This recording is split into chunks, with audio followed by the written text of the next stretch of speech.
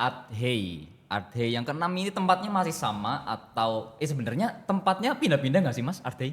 Arte pindah-pindah. Oh pindah-pindah. Justru akhirnya yang aku pahami bahwa seni rupa itu merekam sebuah pengetahuan atau nilai menjadi sesuatu yang bisa dipahami secara estetis oleh halayak gitu. Kalau saya ingin menggunakan analogi seperti tadi Mas Rasman bilang gitu, ketika dia kecil menggambar dua gunung berdampingan dengan jalan di tengahnya itu tidak relevan. Kenapa begitu? Karena Selamat datang di Mojo Podcast. Kali ini kita kedatangan tamu yang luar biasa dan kali ini saya dibantu dengan Mas Budi selaku direktur dari Art Hey ya Mas ya. Yap. Mas Budi, kali ini kita bersama narasumber yang jauh sekali. Yang satu dari sama-sama B ya, dari Banyumas sama dari Bali. Selamat datang Mas Dwi, Dwi Setio Wibowo ya. ya Selamat datang Mas Dwi Setio Wibowo dan Mas Rasman Maulana. Ya. Ini sebagai salah satu kurator untuk acara Art Day besok juga ya Mas ya? Ya betul sekali. Oke, bisa dijelaskan terkait mereka Mas Budi? Oh, ya. Oke. Jadi di momen kali ini saya sebenarnya bukan menemani, tapi lebih ke apa ya? Kita berbagi aja. Berbagi, iya. Berbagi. Tentang arte dan dengan pembicara. Ayo. Aja. Kita mau ngomongin tentang arte dengan kurator kita yang kali ini hadir lengkap dua-duanya. Ada Mas Dwi Setio Wibowo dan Mas Rasman Maulana. Iya. Yang menarik ini dari Mas Dwi ini, asalnya dari Banyumas ya Mas Dwi ya? iya saya aslinya Jatilawang. Jatilawang. Ya, tapi ya merantau sekarang. Merantau di Bali dan menetap di Bali. Iya, betul. Dari kapan itu Mas? Saya kebetulan sudah sejak 2015 pindah ke Bali. 2015 di Bali. Dan bersama Mas Rasman juga ini, Mas Rasman asalnya dari mana nih Mas Rasman?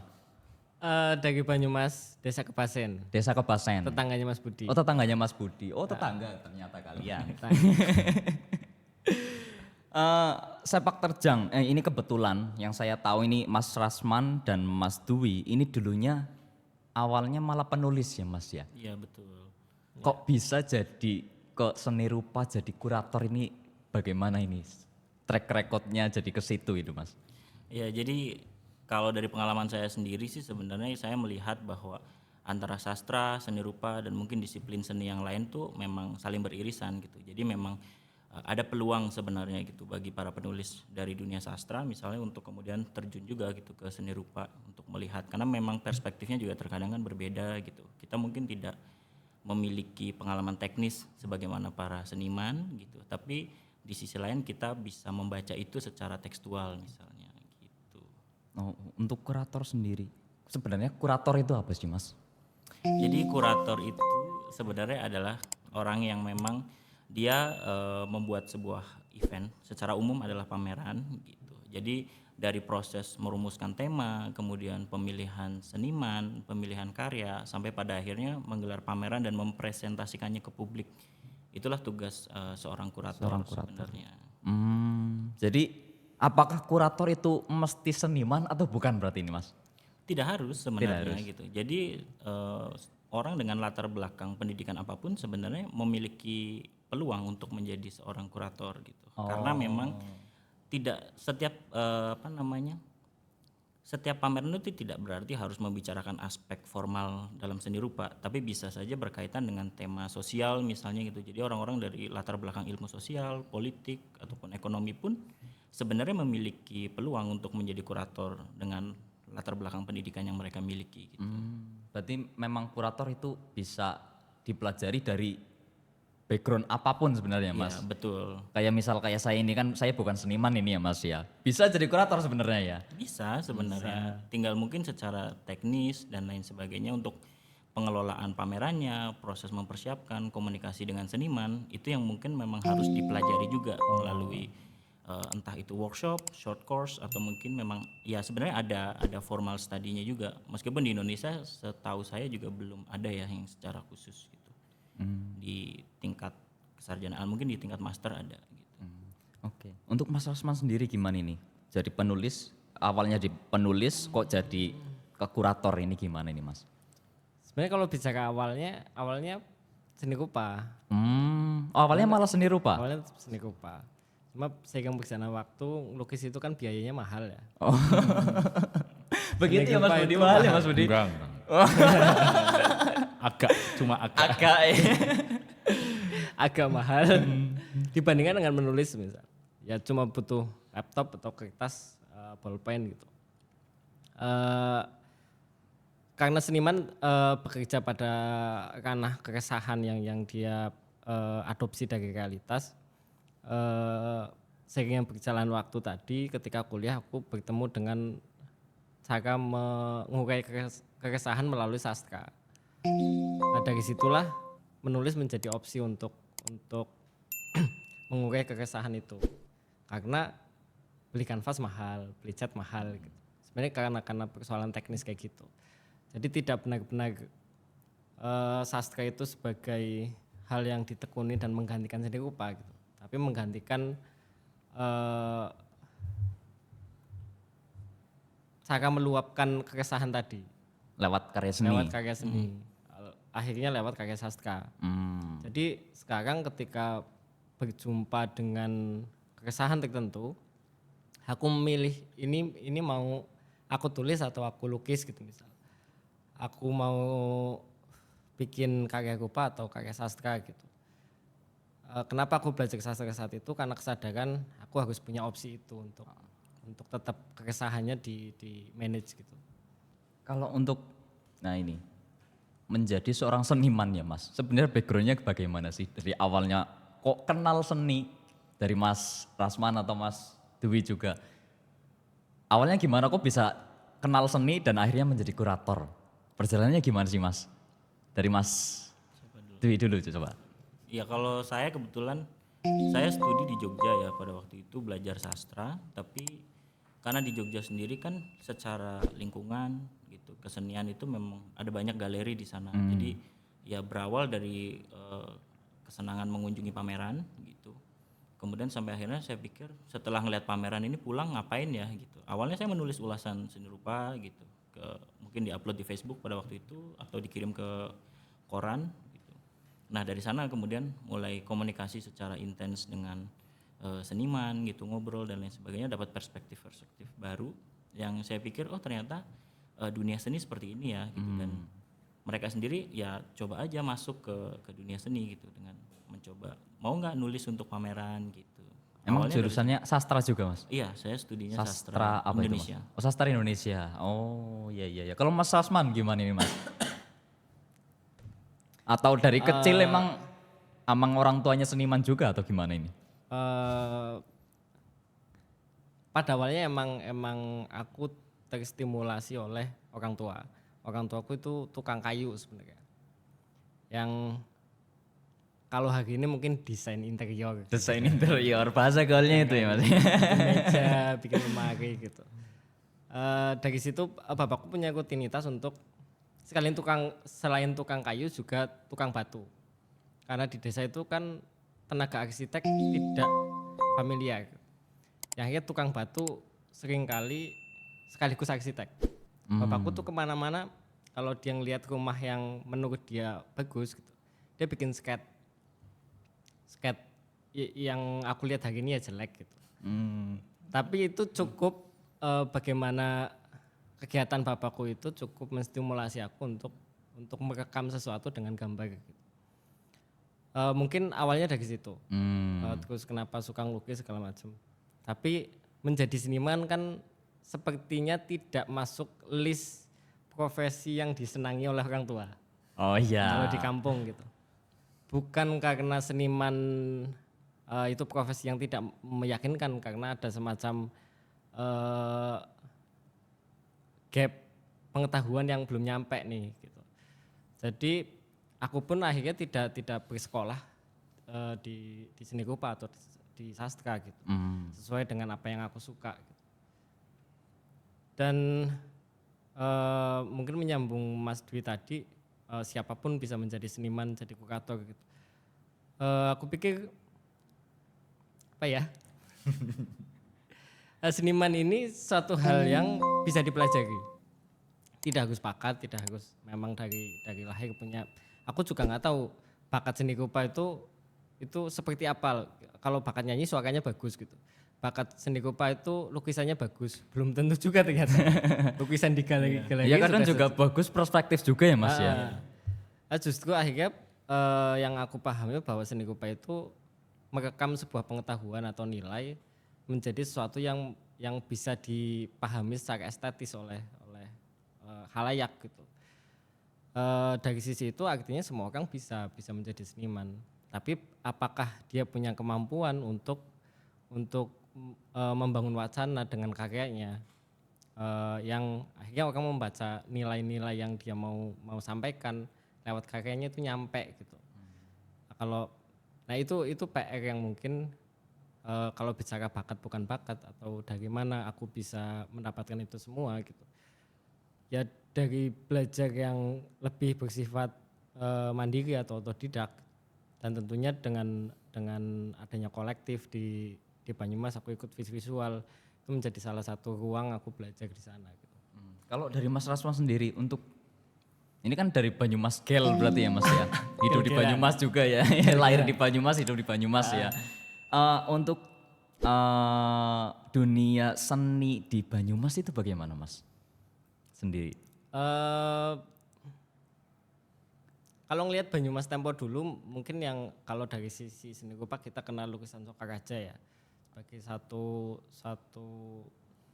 bisa dibilang seni rupa yang sangat maju di era 60-70 dan mulai redup di tahun 80-an gitu. Oh awalnya malah di Sokaraja itu ya Mas ya? Ya kalau bisa ke Banyumas tempo dulu gitu. Karena di sana ada semacam industri seni rupa yang kemarin aku gali datanya tuh kalau dibayangkan sekarang berarti maju banget tuh Sokaraja gitu. Karena Sokaraja itu mensuplai lukisan ke Jakarta, ke Ancol, ke Pasar Seni Ancol, ke Bali, ke Bandung dan ke beberapa kota yang ada pasar seninya gitu. Dan satu pelukis di Sokaraja bisa menghasilkan 10 lukisan sampai 15 lukisan sehari. Jadi awalnya Sokaraja itu kota seniman ya Mas berarti Mas ya? Kota seniman. Mungkin bisa dibilang sampai hari ini sebenarnya praktisi seni di Sokaraja masih banyak. Terus akhirnya bicara soal hari ini di mana keterbukaan informasi dan teknologi membantu teman-teman di Banyumas untuk eksplor lebih jauh lagi gitu. Hari ini mungkin teman-teman muda lebih banyak akrab dengan digital art, seni-seni yang diproduksi dengan metode digital gitu. Dan warna corak seni rupa semakin kesini semakin sangat beragam gitu. Dan aku yakin sih Banyumas sebagai kabupaten yang infrastruktur seni rupanya pas-pasan, pencapaian hari ini lumayan oke lah, lumayan worth it untuk kita sebagai anak muda berani bermain di seni rupa gitu. Lumayan worth it, apalagi dengan adanya Arte ya. Arte dong. Selaku direktur Adhei ini Mas Budi.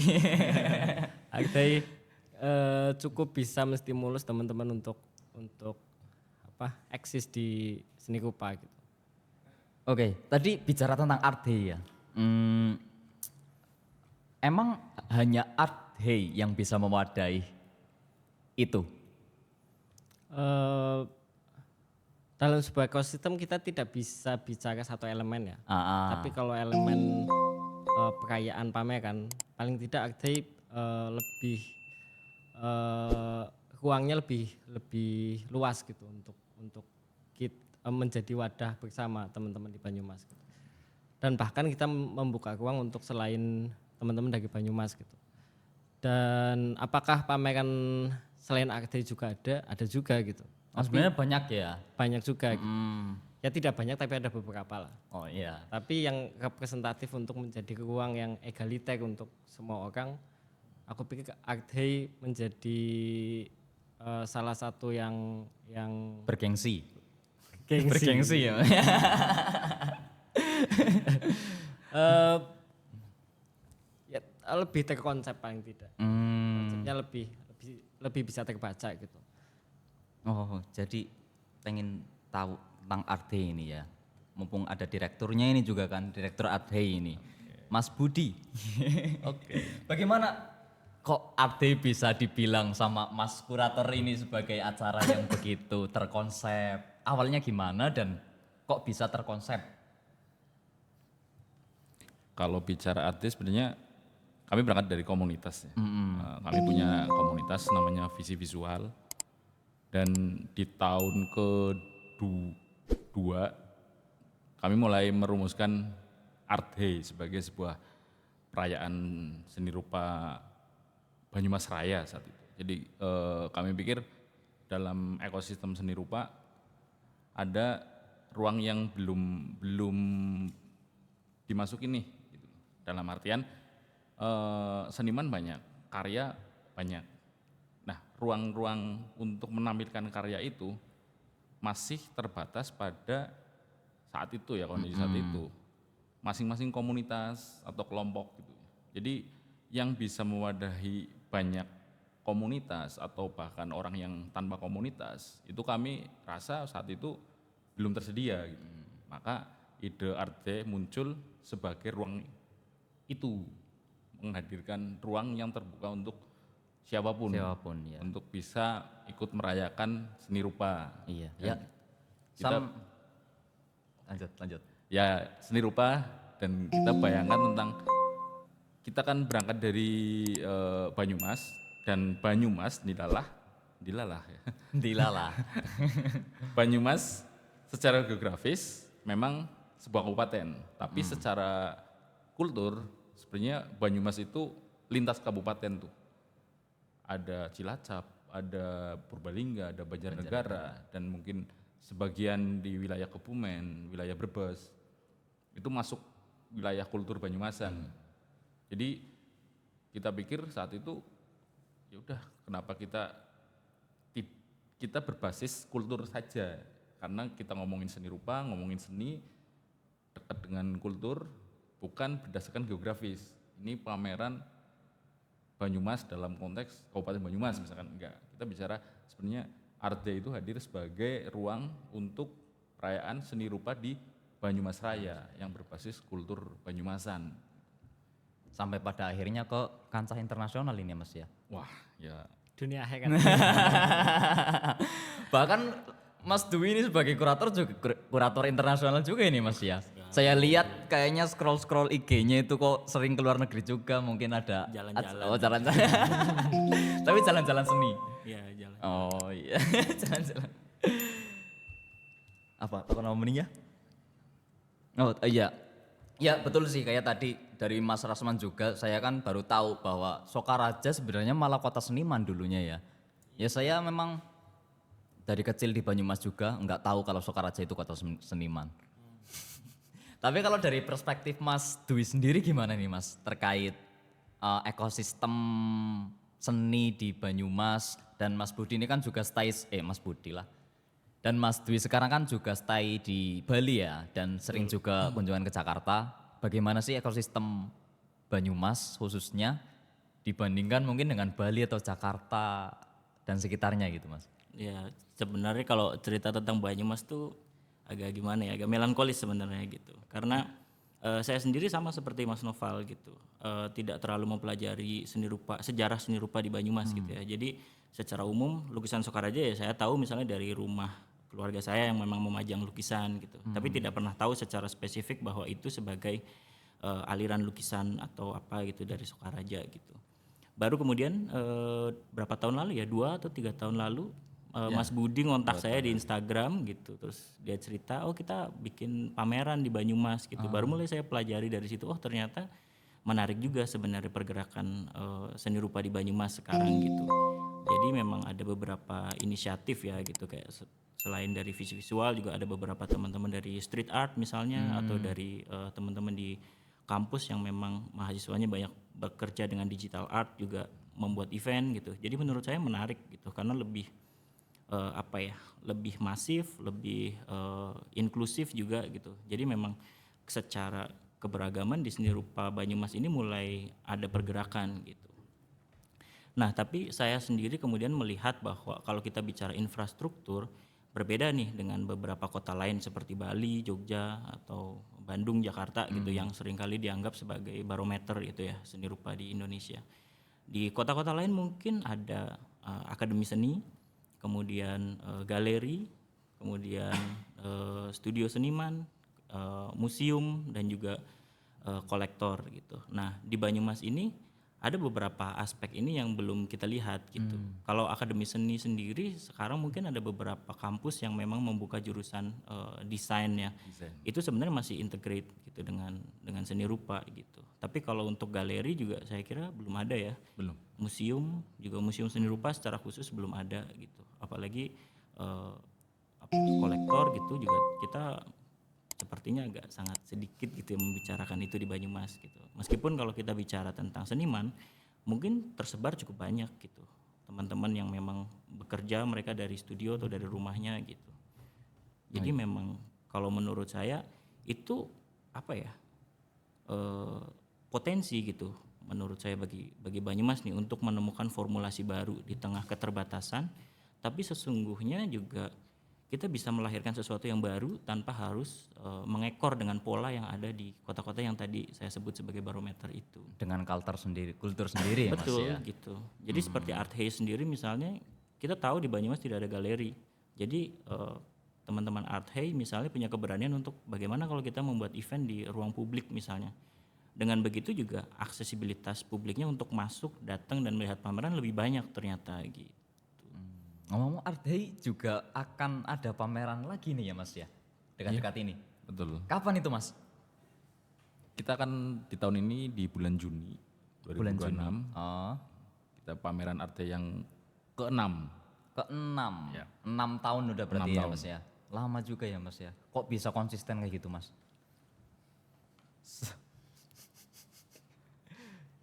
Sebenarnya kayak apa ya? Akhirnya ketika orang menyukai sesuatu kan kepengin lanjut lagi nambah kayak gitu ya. Oh, iya. sebenarnya. Ya mungkin kami sadar bahwa ya itu bidang kami gitu.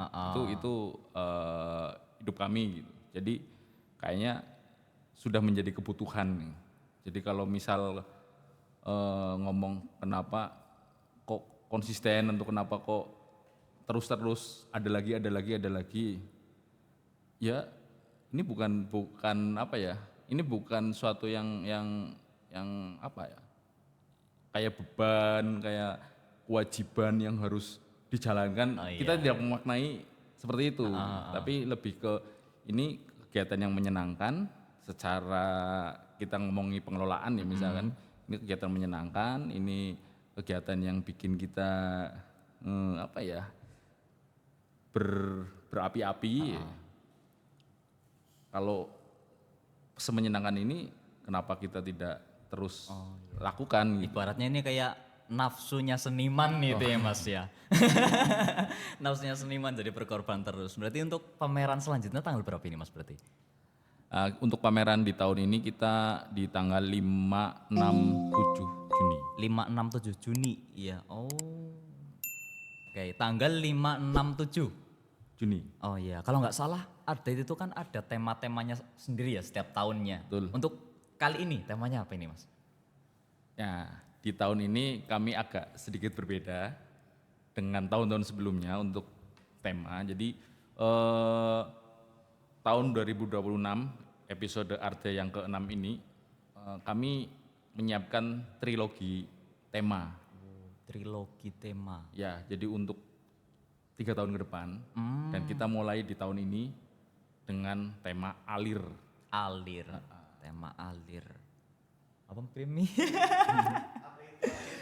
Oke. tema alir ya, dengan kurator Mas Dwi dan Mas Rasman gitu ya. Oke, kalau dari perspektif mas apa bapak ini ya berarti ya. Mas.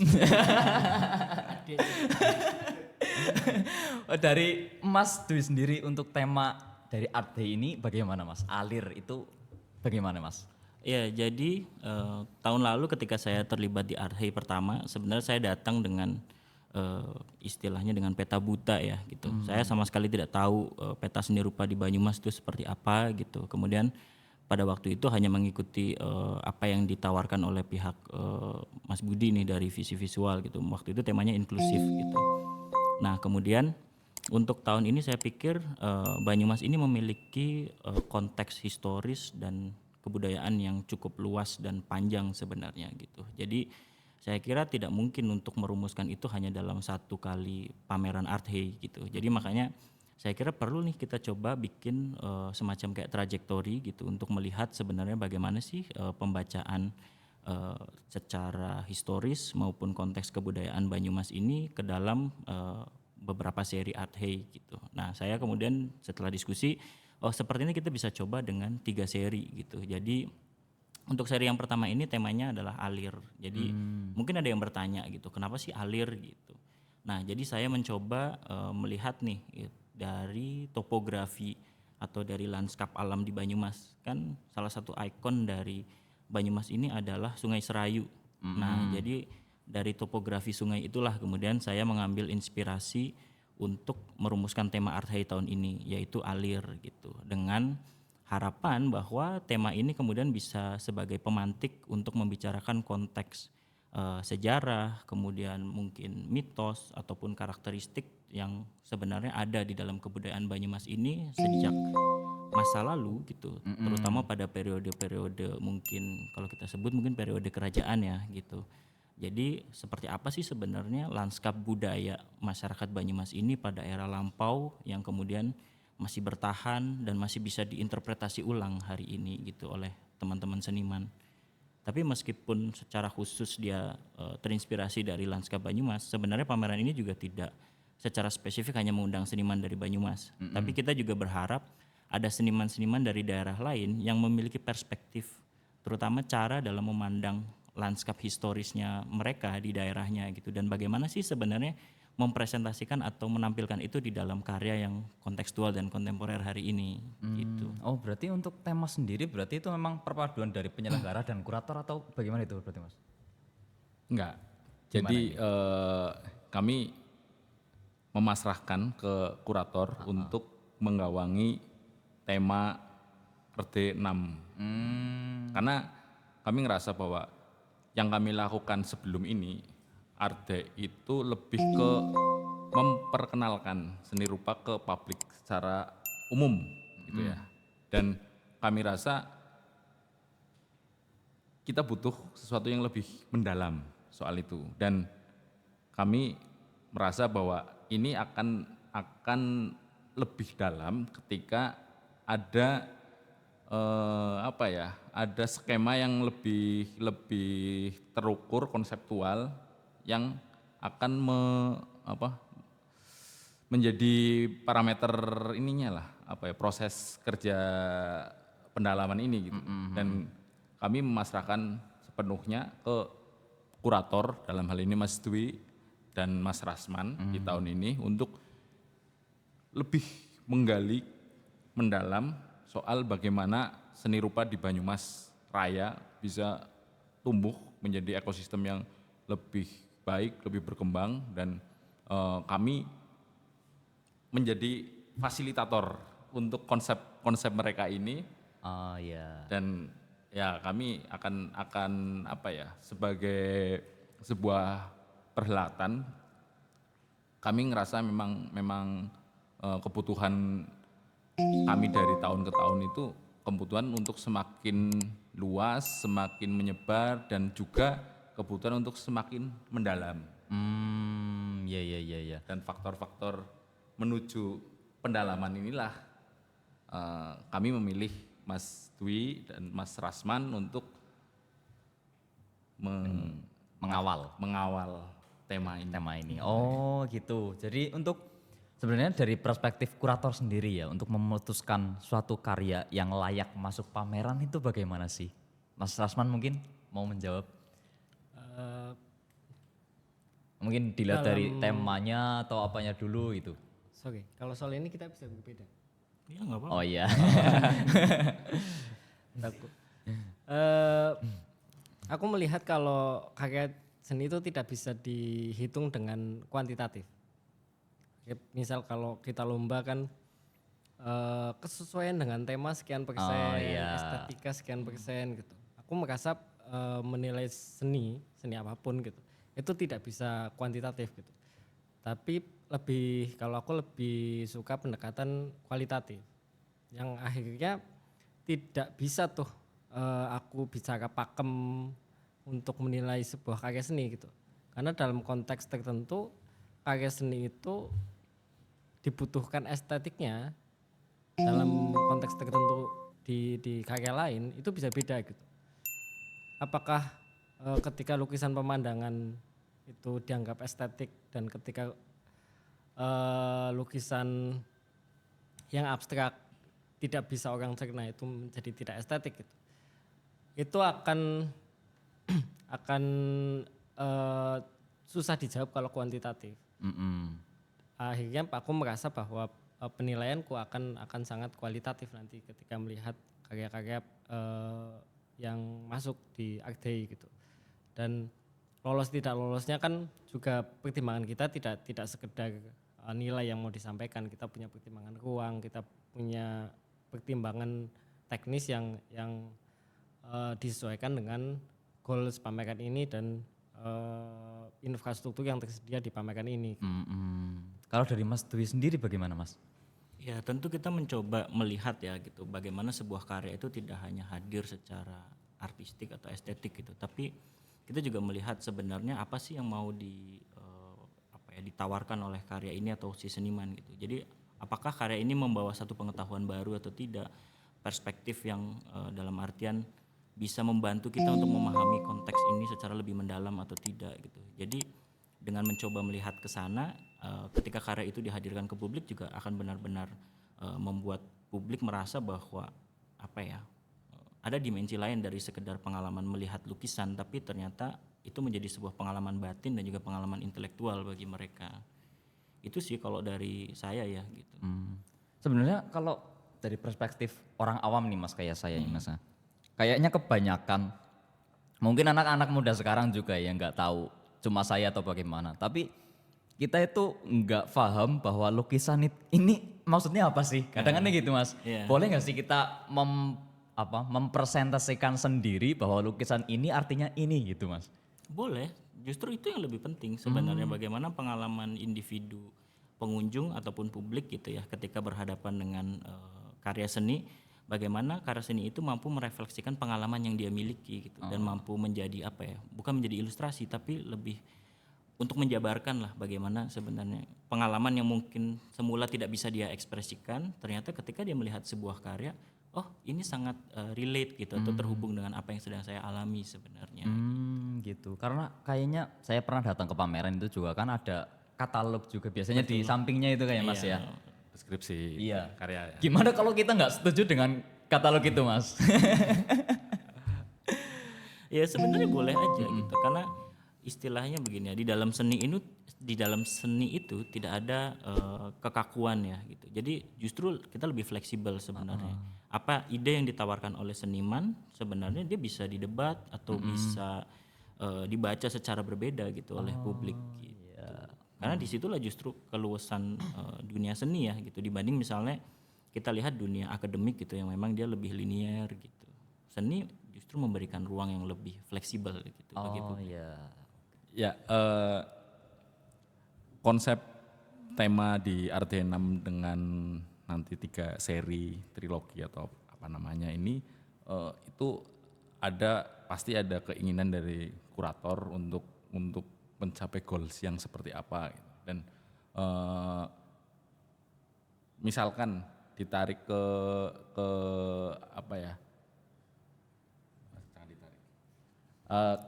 Goals yang ingin dicapai itu seberapa berpengaruh ke seniman yang nanti akan terlibat atau mungkin yang lolos kurasi ya. Nah, kira-kira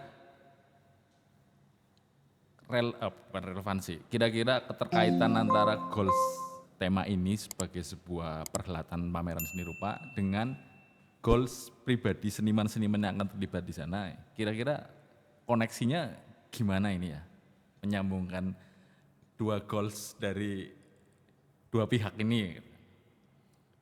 Aku dulu. Ya, monggo. Eh, aku merasa bahwa di Art Day, karena aku membaca Art Day tahun lalu dengan pengunjung hampir 5.000 Yap.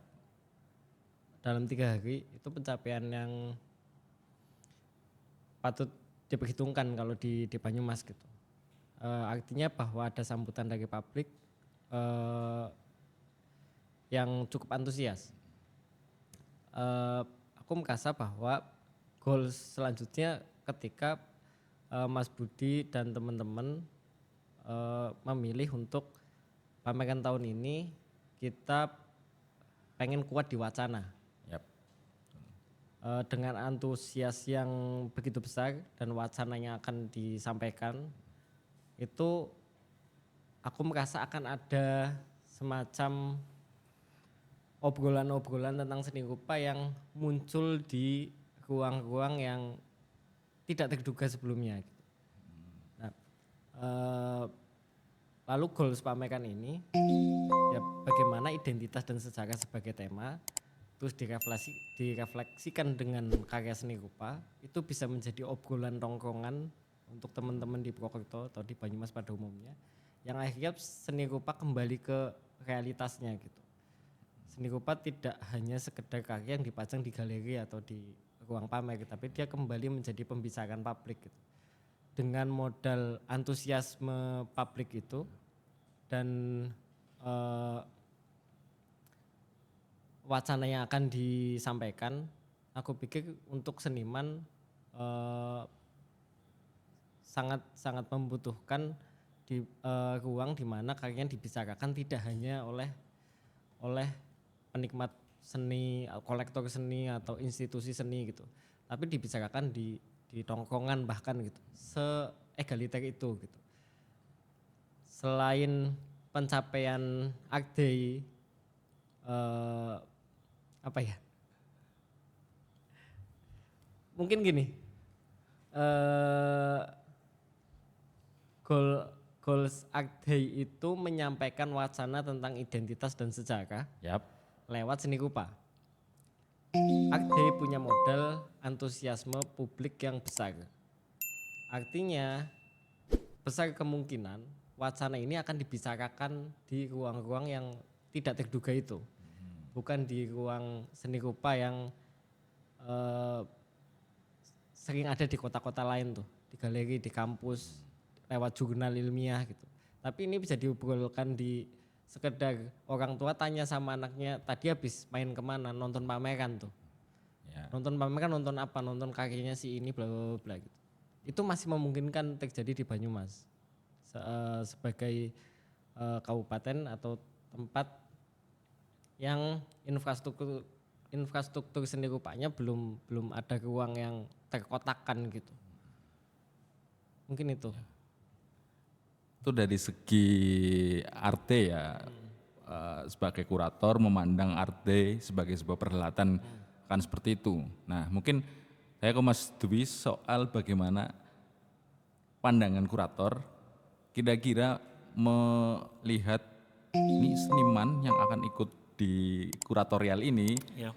itu sebenarnya mereka punya goals apa sih, dan ketika misalnya punya goals tertentu, apakah mungkin atau seberapa peluang Art Day ini dengan tema yang Anda berdua rumuskan ini bisa mewadahi target seniman-seniman itu? Menurut Mas Dewi gimana? Ya, jadi kita perlu menyadari ya, di era internet, di era sosial media ini ada dua kecenderungan tuh di dalam dunia seni gitu.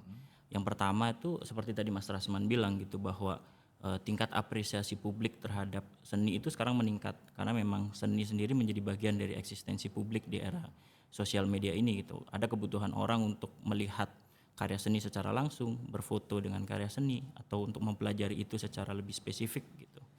Nah, yang kedua, ada kecenderungan lain yaitu pada persoalan bagaimana kita mulai memahami identitas kita gitu. Misalnya teman-teman dari komunitas budaya tertentu hari ini di era internet mereka memiliki sumber yang relatif lebih banyak gitu untuk mereka akses melalui Google gitu atau mungkin lewat AI gitu, sehingga mereka bisa lebih masuk sebenarnya ke dalam format identitas mereka. Nah, di dalam dunia seni sendiri saya melihat ada banyak seniman yang kemudian mulai secara spesifik masuk tuh ke identitas kebudayaan mereka gitu dan melepaskan atribut-atribut modernitas ataupun atribut aspek sosial lain gitu. Tapi kembali kepada ke aspek historis dan identitas mereka dan menjadikannya karya gitu. Jadi bagaimana seniman hari ini tidak sekedar menciptakan lukisan untuk dilihat, tapi misalnya mereka punya kesadaran bagaimana lukisan di dalam konteks tradisi atau di konteks kebudayaan mereka adalah bagian dari ritual misalnya, atau bagian dari interpretasi mitos misalnya. Nah, itu yang kemudian dihadirkan ke publik sehingga publik tidak sekedar melihat lukisan secara artistik, tapi kemudian memiliki pengalaman bagaimana dulu lukisan dengan bentuk seperti ini misalnya adalah bagian dari sebuah upacara adat. Dan bagaimana sih lukisan ini mempengaruhi satu prosesi ritual itu. Nah, pengetahuan-pengetahuan semacam itulah yang sebenarnya sekarang mulai banyak diangkat juga oleh teman-teman seniman gitu. Di samping yang memang juga mereka banyak misalnya meneliti ataupun menggali pengetahuan arkeologis misalnya gitu dari peninggalan era kerajaan misalnya ataupun peninggalan purbakala gitu. Jadi berdasarkan pengetahuan itulah yang pada akhirnya kita akan mampu merumuskan sebenarnya sebagai manusia gitu hari ini yang hidup di Banyumas ataupun secara luas di Indonesia atau ex Nusantara ini sebenarnya pola kebudayaannya seperti apa sih gitu, identitasnya seperti apa sih, dan praktek kesenirupaannya sendiri sejak masa lalu tuh yang berjalan seperti apa gitu. Berarti seni memang bisa mengungkap sejarah juga berarti ya Mas ya? Iya betul. Jadi kalau misalnya kita bicara pengalaman saya misalnya di Bali ya, jadi di Bali itu ada satu jenis lukisan namanya seni lukis kamasan. Nah, seni lukis kamasan ini sendiri adalah bagian dari ritual gitu. Jadi misalnya dia dipajang di ruang persembahyangan gitu. Misalnya, jadi memang apa yang digambarkan pun juga biasanya diambil dari kitab suci gitu. Misalnya cerita tentang Mahabharata ataupun tentang Ramayana gitu. Jadi pengetahuan itu dan praktek itu yang sebenarnya sekarang kemudian diangkat lagi gitu oleh banyak seniman kontemporer supaya publik juga bisa melihat bahwa seni rupa tidak hanya lukisan yang akan dipajang di dinding galeri aja, tapi sebenarnya dia merekam sebuah pengalaman kebudayaan dari sebuah masyarakat yang kompleks gitu. Nah, saya pikir di Banyumas juga kita punya kekayaan kebudayaan yang seperti itu kan gitu. Ritual apa segala macam gitu. Misalnya kita di Banyumas ada ritual sedekah bumi gitu. Kenapa sih orang ketika kita di sedekah bumi itu harus pakai untuk membawa makanan itu dengan alat yang namanya tenong tuh. Kalau teman-teman dari kayak anyaman bambu gitu bentuknya bulat dan biasanya isi banyak sekali makanan di dalamnya. Orang sekarang nggak tahu itu apa itu tenong itu. Nah, Saya itu juga kan. nggak tahu. Jadi bentuknya bulat seperti tabung gitu, tapi dia ketika dibuka isinya biasanya makanan dan biasanya digunakan untuk makan bersama ketika ritual sedekah bumi. Nah, itu di beberapa kelompok masyarakat adat yang di Banyumas itu masih digunakan sebagai alat utama gitu. Alih-alih misalnya berubah sekarang menjadi dengan apa? Misalnya untuk membawa makanan pakai rantang misalnya. Enggak, tapi mereka tetap mencoba mempertahankan dengan alat itu. Nah, saya pikir itu juga bagian dari sebuah pengetahuan tuh gitu. Proses membuat anyaman, menyusun menjadi itu sebagai sebuah alat yang sebenarnya mungkin kita pikir itu kriya ya, alat guna, tapi sebenarnya dia menyimpan pengetahuan yang kompleks gitu. Tentang ritual, tentang makna, mungkin kenapa bentuknya bulat, mungkin juga ada makna tertentu gitu. Gini deh, untuk gagasan tema Art Day di keenam alir ini kan apa ya istilahnya penggalian sejarah identitas lokalitas Banyumasan, kalau orang Banyumas kan. Iya. Kalau orang dari luar Banyumas berarti lokalitas mereka, Betul. latar belakang seniman itu di mana gitu menjadi ini. Dan seberapa penting sih ngomongin lokalitas itu sebagai sebuah apa ya? Sebuah landasan mungkin atau sebuah apa sih istilahnya? Fondasi. Enggak. Lokalitas sebagai Konsep.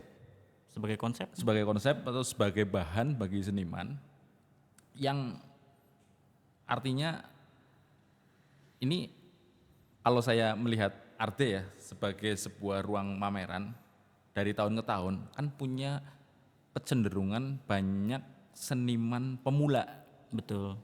yang submit karya gitu. Nah artinya mereka adalah seniman-seniman yang sedang membangun pondasi karyanya gitu. Nah, saya ingin bertanya soal ketika tema ini dengan lokalitas kesejarahan atau identitas dibenturkan atau dikonekskan dengan seniman yang sedang membangun pondasi kekaryaan, kira-kira ini menjadi hambatan atau justru kemudahan bagi mereka ini? Gimana? Oke, jadi kalau saya ingin menggunakan analogi seperti tadi Mas Rasman bilang gitu, ketika dia kecil menggambar dua gunung berdampingan dengan jalan di tengahnya itu tidak relevan. Kenapa begitu? Karena kalau kita ada di Jogja misalnya, ada Gunung Merapi dan Merbabu itu memang bisa terlihat berdampingan. Itu menjadi wajar gambar itu. Tapi ketika kita tinggal di Banyumas, melihat ada dua gunung itu di mana gitu. Karena misalnya kita di sini hanya melihat satu Gunung Slamet aja. Ya. Nah, ketika kita di Banyumas misalnya kita mencoba menggambar lanskap sebuah gunung yang besar, kemudian dengan sungai yang mengalir di bawahnya, itu mungkin akan lebih relevan. Nah, kira-kira dengan analogi seperti itu, sebenarnya bagaimana seniman pemula sebenarnya lebih melihat ke aspek yang ada di sekitar dirinya. Dia tidak harus meniru apa yang sebenarnya direfleksikan oleh teman-teman yang ada di daerah lain gitu. Apa yang digambarkan. Tapi yang perlu kita lihat sebenarnya adalah bagaimana cara mereka menggambarkan begitu. Ketika misalnya teman-teman di kota lain melihat ada dua gunung di kotanya, ya itu hal yang wajar. Tapi ketika kita di sini, ya apa yang kita lihat di sini adalah satu gunung dengan satu sungai yang besar. Ya itulah yang perlu kita gambarkan. Gitu. Berarti identitas lokal itu malah semacam petunjuk sebenarnya untuk membangun sebuah karya gitu. Iya, betul. Jadi terkadang apa yang ada di dalam diri kita atau ada yang di dalam batin kita itu seringkali tidak terlihat dibanding apa yang melekat nih, misalnya pakaian kita, fashion gitu. Kadang kita lebih terjebak ke aspek itu kan, apa yang terlihat gitu, misalnya fashion kita seperti apa. Padahal sebenarnya secara identitas, kebudayaan, dia sudah menjadi bagian dari kehidupan kita. Nah, disitulah kita mengajak untuk lebih peka lagi melihat itu. Sehingga justru bisa menjadi satu fondasi dan identitas yang pada akhirnya nanti menjadi karakter dari karyanya gitu. Yang mungkin tidak akan dimiliki oleh seniman dari daerah lain gitu. Karena memang ya kita yang lahir di Banyumas, tumbuh dengan kebudayaan ini, ya kitalah yang paling tahu bagaimana mengekspresikan itu sebenarnya gitu. Kecenderungan seniman pemula ini coba diluruskan atau digugat. Jangan-jangan kecenderungan seniman pemula itu mereka membangun karya lewat atau dengan landasan referensi. Betul. Yang dalam hal ini referensi entah itu seniman yang sudah mapan, seniman yang entah dari mana lewat medsos misalkan, mengikuti salah satu atau beberapa seniman yang akhirnya dia apa yang dia lihat terinternalisasi di dalam sampai akhirnya dia mengekspresikan karyanya pun tetap berbau apa yang masuk ke dia gitu. Jadi apakah kebanyakan seniman hari ini atau seniman pemula generasi hari ini lebih dominan seperti itu, dan ini sebenarnya eh, justru apa ya, kayak namanya sebuah, aku nyebutnya apa ya,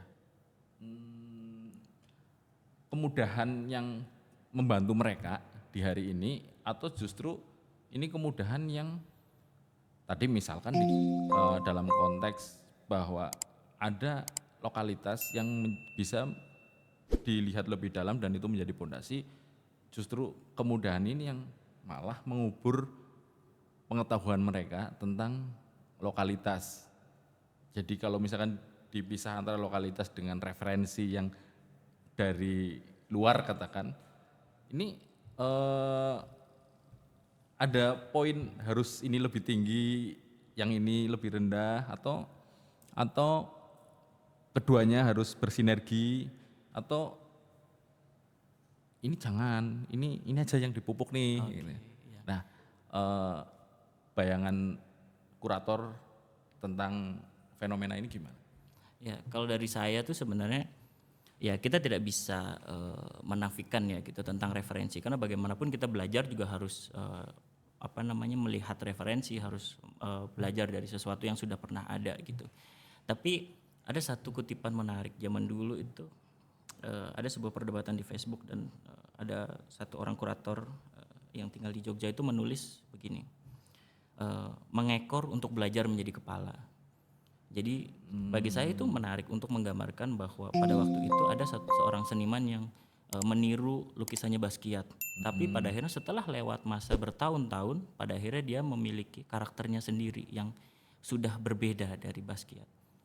Nah, saya pikir ketika seniman, pada akhirnya dia memiliki identitas yang sebenarnya sudah melekat dan tertanam sejak lahir. Saya kira ketika dia di dalam proses belajar itu meniru ataupun mengkopi, seiring waktu pada akhirnya identitasnya akan keluar dan akan menciptakan satu gambaran visual yang pasti identik dengan dirinya gitu, yang akan menjelaskan siapa identitasnya, konteks historis dan kebudayaannya seperti apa, pasti pada akhirnya akan bisa kita tangkap dari kekaryaannya setelah melalui proses waktu itu. Jadi bagi seniman pemula tidak ada masalah bagi saya untuk mengkopi ataupun meniru gitu ya, tapi dengan kesadaran bahwa dia belajar mengekor untuk belajar menjadi kepala gitu. Justru malah itu bisa jadi jalan ya. Kadang kan kayak kita misal mau berkecimpung di dunia seni nih, kita nggak tahu mau seni apa, seninya mau gimana itu nggak tahu ya. Berarti kita contoh satu orang aja ini, jadi inspirator kita ngekor, ngikutin mungkin karyanya modelnya kayak apa, ikutin aja nggak apa-apa gitu ya Mas Iya. ya. Nanti pada akhirnya kita akan mulai punya keberanian, kepercayaan diri untuk seperti ini saatnya saya untuk menegaskan identitas saya seperti apa gitu. Dan itu akan berjalan ada waktunya nanti ya. Pasti akan muncul gitu ya. Karena semua orang backgroundnya beda-beda ya Mas ya. Betul. Oke, untuk aku punya pertanyaan buat Mas Rasman ini ya, karena kebanyakan kayaknya banyak juga orang-orang yang nonton pameran itu berasal dari Gen Z kayaknya Mas ya. Karena katanya Gen Z itu menarik ya. Dan aku notice juga banyak orang ke pameran itu cuma buat foto-foto. Itu kalau dari Mas Rasman sendiri gimana pandangannya? Apa itu nggak apa-apa atau gimana, atau ada kritik sendiri bagaimana Mas? Mungkin aku berangkat dari Art Day ke-5 kemarin ya, karena posisiku di Art Day ke-5 kemarin salah satu seniman yang dipajang karyanya dipamerkan gitu.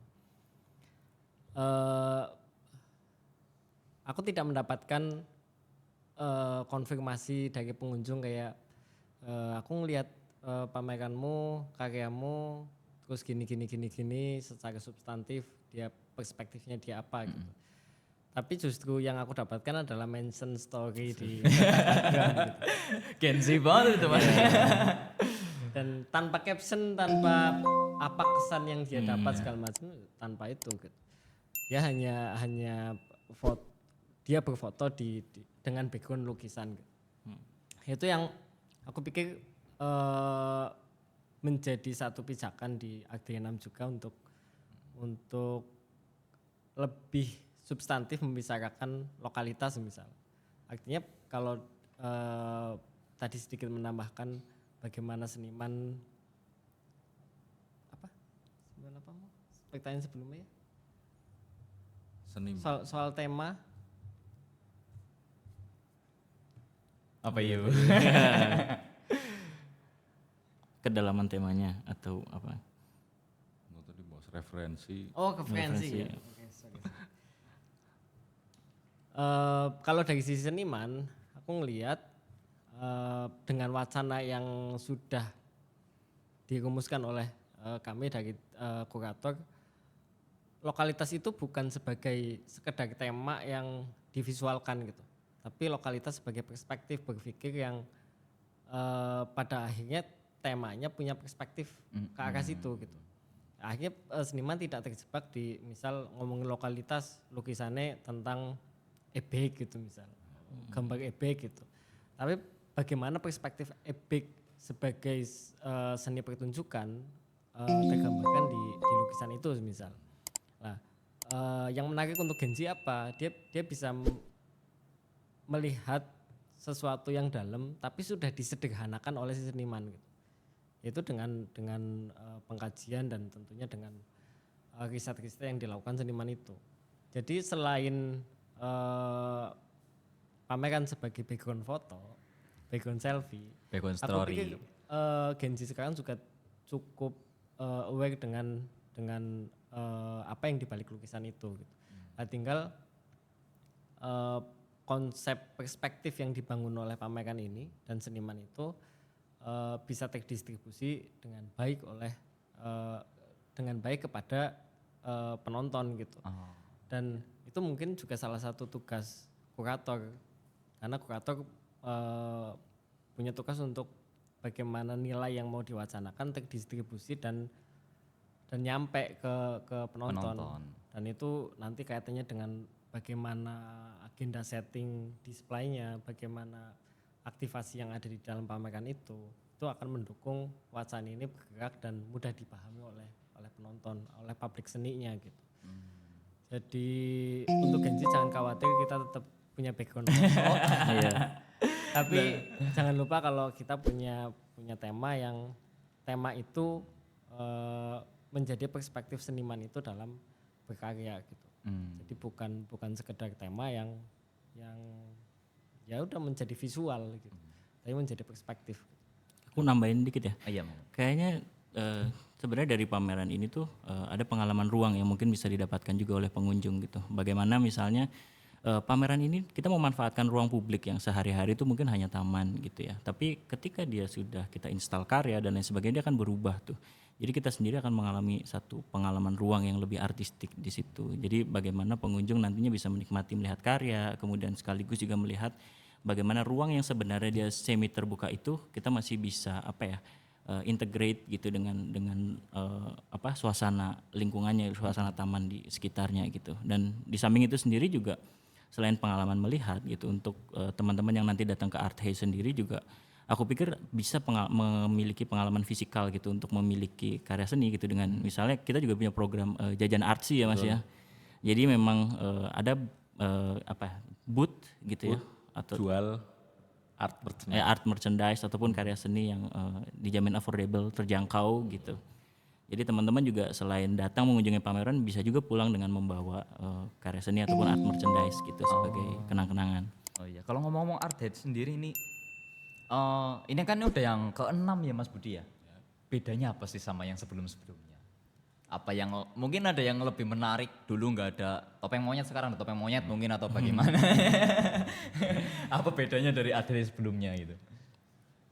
Ya sebenarnya kalau Art Day dari tahun ke tahun kita coba menambah kebaruan, dalam hal ini kebaruan itu untuk menyempurnakan ya dari Art Day sebelumnya. Dan di tahun ini kami rasa bahwa Art Day tahun ke-6 ini kita akan ada sisi yang kita perdalam, yaitu di konteks substansi, dalam hal ini wacana. Dan ini tidak lantas, wah berarti Art Day tahun ini berat dong, serius banget dong secara penampilan gitu. Enggak, artinya apa yang kita lakukan kalau di tahun-tahun sebelumnya lebih ke katakanlah kemasan, nah tahun ini kita memperdalam di isi kan, tapi kita tidak melupakan kemasan yang sudah kita bangun dari tahun pertama sampai ke-5 kemarin. Jadi artinya kita tetap ingin menawarkan bahwa untuk substansi, untuk isi ini para kurator ini yang akan memegang sebuah kendali atas itu dan kami dari Arte sendiri akan mengolah biar antara isi yang dibawa dan kemasan ini saling melengkapi dan semuanya tampak bisa memberikan sebuah experience terhadap ruang pamerannya. Dalam hal ini semisal seorang pengunjung datang ke Arte, dia akan bisa mendapat banyak hal, mulai dari nonton karya, ngikutin aktivasi-aktivasi yang ada di situ, mulai ada workshop, ada booth jualan art merchant dan lain-lain yang ada di situ. Dan sepulang dari itu mereka akan punya ingatan yang kami harapkan bisa menjadi sebuah stimulan untuk dia melakukan sesuatu, katakanlah entah itu sebagai dorongan untuk dia bikin karya sendiri atau dia bisa menceritakan arte ke orang di rumahnya, keluarganya atau ke teman-temannya, dan akhirnya jadi seni rupa di Banyumas Raya itu bukanlah hal yang orang tahu bahwa oh pameran seni rupa pertama kali nonton ketika umur 20 tahun misalkan. Nah, kita pengen bahwa sedari dini orang di Banyumas Raya itu bukan paham lah, paling enggak pernah hadir di atau mereka jadi sedari dini itu udah dekat dengan sebuah pameran atau dekat dengan seni rupa gitu kan. Yang kami harapkan ketika ini dibangun di tahun-tahun ini, mungkin pada tahun datang entah 5, 10 atau mungkin 20 tahun lagi, bicara seni rupa di Banyumas Raya itu udah mau dari sisi apapun sudah bisa menjadi suatu yang konsumsi publik, dan seni rupa bisa diterima sebagai sebuah hal yang bukan lagi asing tapi bahkan sudah menjadi keseharian atau bahkan sudah menjadi kebutuhan bagi mereka. Gitu sih. Ya, Tapi ya sedikit ya. Kayak aku pikir yang menarik juga dari Arte adalah selain teman-teman pengunjung bisa melihat karya dari seniman gitu. Sebenarnya Arte sendiri setiap tahun ini punya kolaborator gitu. Jadi baik itu dari komunitas maupun individu gitu yang memang sebenarnya mereka sendiri sudah berkecimpung dengan dengan dunianya mereka masing-masing. Kemudian ikut berpameran juga gitu, membawa arsip misalnya atau memang melakukan aktivasi ketika pameran Arte ini. Jadi memang pengunjung sendiri nantinya selain melihat pameran bisa memiliki pengalaman dari para kolaborator ini gitu. Misalnya lewat workshop kah atau memang ada seri diskusi misalnya atau ada seri diskusinya besok ini. Iya, pasti ada. Oh iya. Untuk acaranya itu ada tiketing nggak tuh Mas? Nggak ada. Oh nggak ada. Aduh, ya nggak cuan dong Mas. Nggak cuan dong nggak ada tiketing. Kenapa nggak ada tiketing ini Mas? Next question. Tapi perlu jelasin nggak sih bahwa kita tahun ini dapat dukungan dari Indonesian or something gitu? Nggak perlu. Nggak usah. Oke. Oh berarti ini acaranya terbuka untuk umum dan gratis ya Mas ya. Oke. Untuk Art Hey yang ke-6 ini tempatnya masih sama atau sebenarnya tempatnya pindah-pindah nggak sih Mas Art Hey? Arte pindah-pindah. Oh pindah-pindah. 1 sampai 6 itu pindah semua. 1, 2, dari 3 sampai ke 6 kita akan di tempat yang sama. Oh, di mana itu Mas? Ya, Arte ke-6 akan kita adakan di TESDA, Taman Edukasi Sumber Daya Air, itu di Purwokerto, dan itu tempatnya di kolong jembatan. Oh, kolong jembatan ya Mas ya. Jadi Arte itu ya, pameran kolong jembatan sebenarnya. Itu malah nyeni banget tuh Mas. Pameran kolong jembatan nyeni banget itu. Ya karena kita coba membangun pameran ini dengan pendekatan bahwa pameran ini adalah pameran yang terbuka untuk siapapun dan mereka itu tidak sungkan, tidak enggan untuk masuk ke pameran. Jadi kita berusaha mendekatkan diri dengan cara memanfaatkan ruang publik yang ada di Purwokerto dalam hal ini untuk biar kita tidak punya hambatan, publik itu tidak punya hambatan untuk datang. Oke, baik. Jadi untuk Art Day kali ini diadakan tanggal 5, 6, 7 5, 6, 7 Juni di Kolong Tesda. jembatan. Oh, kolong jembatan ya. di Tesda. Kalau bahasa Banyumasnya itu sorjem. Sorjem. Ya kan. Ngisor jembatan gitu. Jadi untuk mungkin ada yang mau disampaikan terkait Art Day ini, Mas, dari Mas kurator ini, Mas Dwi dan Mas Rasman. Yang disampaikan ya, ini kan udah mau tanggal 17 ya, udah dekat-dekat. Untuk teman-teman yang masih berkarya, ayo jangan lupa tanggal 17 terakhir submit ya. itu mungkin yang paling penting untuk saat ini. Tapi yang lebih substantif lagi bahwa Art Day itu diciptakan tidak untuk visi visual gitu. Tapi Art Day diciptakan untuk kita semua, para seniman dan pabrik seni, agar punya ruang yang cukup leluasa untuk berekspresi dan menyampaikan sebuah nilai yang kita anggap penting untuk orang lain tahu lewat karya seni rupa gitu. Dan sebagai ruang seni rupa, Art Day juga selalu berusaha improve setiap tahunnya, dan aku pikir ini adalah hal yang positif di Banyumas untuk selalu dikembangkan. Dan jangan lupa Art Day jangan dijadikan sandaran satu-satunya gitu. Jadi untuk teman-teman seniman di Banyumas, ya ayo kita bikin apa lagi selain Art Day, atau bahkan di luar Banyumas, ya ayo kita bertumbuh di tempat kita masing-masing gitu. Dan kita saling berjaring, kita saling support gitu. Jadi Art Day ketika sudah mendapatkan atensi dari publik seni sebegitu besarnya, aku pikir jangan sampai Art Day itu menjadi semacam ya itu sandaran satu-satunya, justru malah ekosistemnya jadi stuck gitu. Tapi Art Day jadi ruang untuk rembugan tentang ekosistem yang lebih besar yang kita inginkan apa sih gitu. Dan itu yang lebih penting bahkan dari Art Day itu sendiri gitu. Art Day adalah ruang dialog, Art Day adalah ruang ekspresi yang inklusif. Jadi ada capaian yang lebih penting yang perlu jadi kesadaran kita bersama, bahkan lebih penting dari Art Day itu sendiri gitu. Dari Mas Dwi. Iya, tentu sebagai sebuah pameran yang kita memilih ruang publik nih sebagai ruang mempresentasikan karya.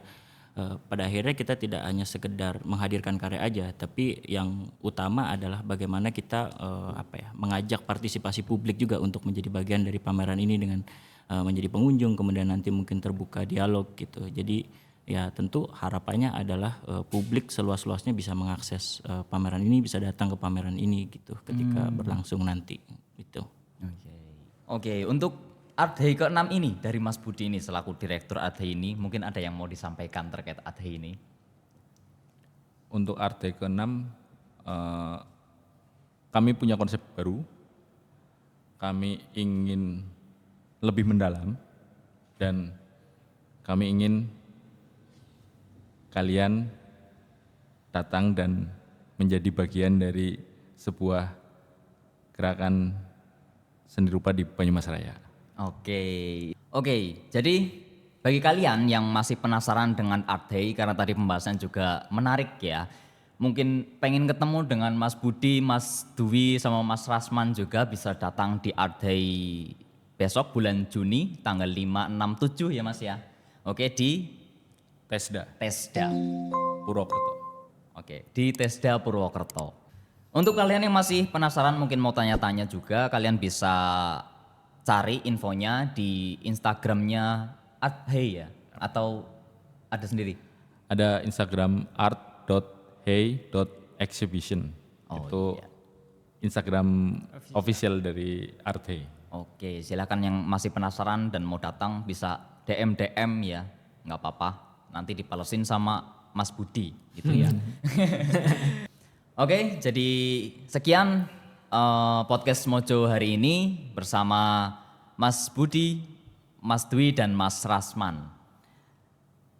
Jangan lupa like dan subscribe YouTube kita dan sampai ketemu di podcast selanjutnya. Terima kasih.